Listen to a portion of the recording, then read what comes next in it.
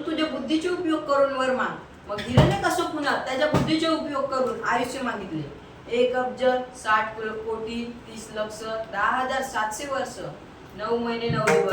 तया हिरण्यकश्यपा काय झाले. इतकंच नाही तर मला आत मरण नको, मला बाहेर मरण नको, मा दिवसा मरण नको, मला रात्री मरण नको, मा मनुष्यापासून मरण नको, मा पशुपासून मरण नको, मा अस्त्राने मरण नको, मला शस्त्राने मरण नको, मा ब्रह्मदेवाच्या दृष्टीत असलेला कोणत्याही जीवापासून मरण नको. ब्रह्मदेव तथास्तु म्हणतात.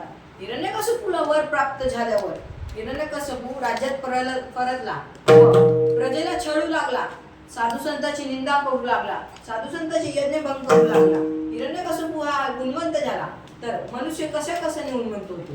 धनाने, पदाने, शारीरिक बलाने किंवा त्याच्या सुंदरतेने. त्याच्यातूनच एक हिरण्यकश्यपू होता जो पदाने उन्मत्त झाला होता. मनुष्य या गोष्टीने उन्मत्त झाला तर त्याचे पतन होत असतो. गरिबी आली की लाजू नये, श्रीमंती आली की माजू नये, म्हणून मनुष्य उन्मत्त नाही व्हावे. उन्मत्त झाला तर विनाश काल विपरीत बुद्धी. हिरण्यकश्यपू हा उन्मत्त झाला. वर सगळे साधू संत देवदेवतांच्या चरणी गेले. देवताला म्हणाले आता तुम्हीच काहीतरी करू शकता. मग देवताने कयादूच्या पोटी भक्त प्रल्हादाने अंश अवतार घेतला.